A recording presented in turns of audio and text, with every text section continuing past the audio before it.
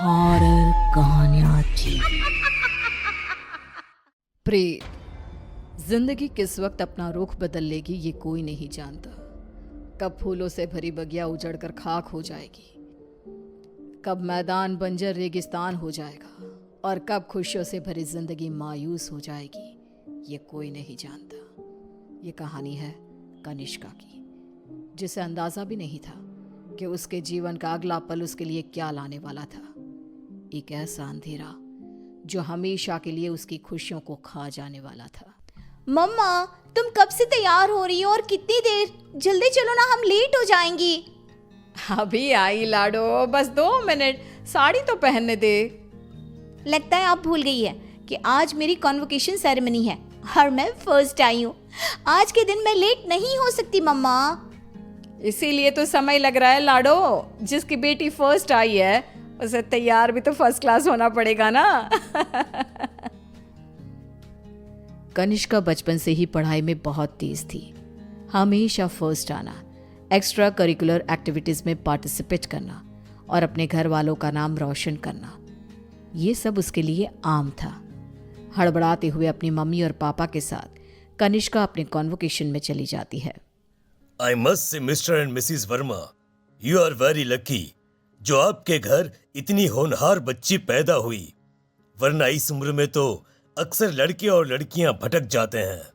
पर कनिष्का दिन रात अपनी पढ़ाई में लगी रही और आज उसने हमारे कॉलेज का नाम पूरे स्टेट में रोशन किया है।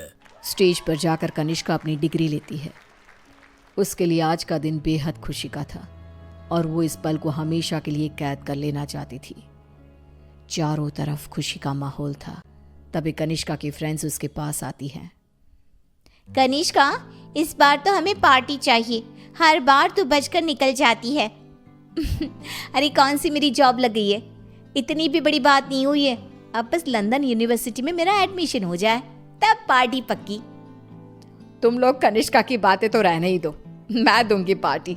आफ्टर ऑल कॉलेज की डिग्री मिल गई है मेरी बच्ची को। She is a graduate now. तो आज रात को मेरे घर पर पार्टी रहेगी, तुम सभी को आना है। रात को सभी पार्टी में आते हैं। सभी बच्चे नाच कूद रहे होते हैं। तभी कनिष्का खिड़की पर जाकर बाहर देखती है, जहां सामने के घर की छत पर बैठी एक औरत उसे लगातार घूरे जा रही थी। ये मिस्टर शाह के घर में ये औरत कौन है? वो तो अकेले रहते हैं। तभी वहां कनिष्का की फ्रेंड आ जाती है। तू यहाँ रात को बाहर तारे देख रही है क्या? चल ना, सब कितना एंजॉय कर रहे हैं। कनिष्का नेहा के साथ चली तो जाती है, पर उसे बहुत अजीब महसूस होने लगता है, मानो कोई सदियों पुराना दुख उसकी आत्मा को याद आ गया हो। ये अचानक मुझे रोने का मन क्यों कर रहा है? और ये स्मेल कहाँ से आ रही है? मम्मी, मम्मी लगता है कोई पार्टी में नॉनवेज ले आया है। Are you gone mad, Kanishka? We all know कि तुम्हारी फैमिली वेजिटेरियन है। तो ये सड़ी हुई मछलियों का गंध कहाँ से आ रहा है? क्या मजाक है ये कहकर कनिष्का जोर जोर से चीखने लग जाती है। कनिष्का की आवाज सुनकर गौतम वहां आता है। ड्रामा मत करो कनिष्का, बस इसी कारण से ही मैं पार्टी वार्टी पसंद नहीं करता। चलो जाओ जाओ अपने कमरे में। सभी अपने अपने घर चले जाते हैं और इसके बाद कनिष्का का बिहेवियर और भी खराब होता जाता है। रात को 3 बजे अचानक उठकर कनिष्का दीवारों से बातें करने लगती है। उसकी आवाज सुनकर रीना भागते हुए आती है।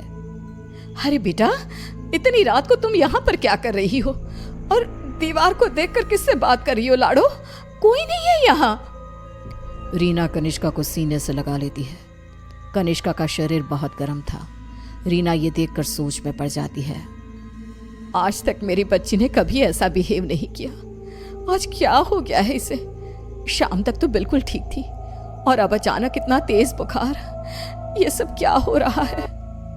रीना भागकर थर्मोमीटर लाती है और कनिष्का का टेम्परेचर चेक करती है, पर उसका टेम्परेचर बिल्कुल नॉर्मल था। ऐसा कैसे हो सकता है? ये सब क्या हो रहा है? अचानक मेरी बेटी को किसकी नजर लग गई? रीना अपनी बेटी के साथ ही सो जाती है और अगली सुबह डॉक्टर को बुलाती है, पर डॉक्टर के टेस्ट के बाद भी सब कुछ नॉर्मल ही निकलता है। अब ये क्या नया लफड़ा आ गया है? एक और नया खर्चा। ये क्या कह रहे हैं आप? जब तक कनिष्का टॉपर थी तब तक आपकी बेटी थी, और आज बेचारी बच्ची तकलीफ में है तो ये सब कहने लगे आप? रीना और गौतम में बहस हो जाती है। गुस्से में गौतम घर से बाहर निकलता है, जहां उसे पता चलता है कि मिस्टर शाह अब नहीं रहे। वो घर आकर कनिष्का के पास बैठी रीना को इस बात की खबर देते हैं, जिसे सुनते ही अब तक सोई कनिष्का अचानक मुस्कुराने लगती है और भागती हुई अपनी अलमारी खोलती है और सारे सामान को बाहर बिखेर देती है। क्या ढूंढ रही है बेटा, मुझे बता लाडो। इतने में कनिष्का के हाथ कैंची लग जाती है, जिसे लेकर वो अपने सर के सारे बाल काटने लगती है। मिल गया मम्मा, मिल गया। ये क्या किया तूने? अरे क्या हुआ है लाडो तुझे? मुझे बता। तूने कल से कुछ खाया भी नहीं। कुछ खा ले बेटा, कमजोर हो जाएगी। पेट भर गया है। कितनी उल्टियां भी की मैंने। पूरे के पूरे शाह को खाकर बैठा हूं मैं। खाकर बैठा हूं? ये सब क्या कह रही है तू? बाथरूम में जाकर देख ले। रीना बाथरूम में जाती है, जहां बेसिन में नीले रंग की उल्टी थी, जिसमें मांस के टुकड़े थे, जिसे देखकर रीना को भी उल्टी आने लगती है। वो भागकर वापस कनिष्का के कमरे में आती है। सुनिए जी, हमें जल्द से जल्द कनिष्का को किसी पंडित जी के पास ले जाना होगा। ये कुछ और ही है। आज के जमाने की होकर तुम ये सब क्या कह रही हो? ऐसा कुछ नहीं होता। गौतम अपनी पत्नी की बात को इग्नोर कर देता है। इसी तरह दिन बीतने लगते हैं। भूखी रहने के कारण अब कनिष्का के शरीर की हड्डियां भी दिखने लगती है। उसकी आंखों के नीचे काले गड्ढे आ चुके थे। अब मैं किसी की नहीं सुनूंगी, बहुत हुआ। रीना अपनी जान पहचान के एक पंडित जी को अपने घर पर लेकर आती है, जो कनिष्का की हालत देखकर ही समझ जाते हैं। बच्ची की हालत बहुत खराब है, इसे मैं नहीं संभाल पाऊंगा। ये मेरे गुरुजी ही कर सकते हैं, जो कुछ ही दिन पहले साधना के लिए हिमालय जा चुके हैं। रीना हर तरफ हाथ पैर मारती है कि कहीं कोई रास्ता दिख जाए। फिर उसे घोस्ट कैचर के बारे में पता चलता है।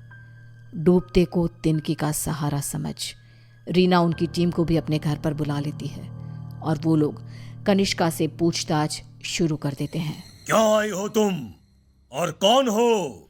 कितनों के नाम बताऊं? मतलब तुम एक से ज्यादा हो। एक से ज्यादा हो इस लड़की के शरीर में। बताओ बताओ कितने हो? हम 42 प्रेत हैं। कनिष्का की बात सुन वहां मौजूद सब लोग हैरान रह जाते हैं। उसके शरीर में बसे इन प्रेतों को निकालना अब किसी के बस में नहीं रह गया था। उसी शाम कनिष्का की मृत्यु हो जाती है, जिसका सदमा रीना बर्दाश्त नहीं कर पाती और सब कुछ छोड़ अपनी बेटी के साथ हुए इस हादसे के पीछे की वजह का पता लगाने निकल पड़ती है।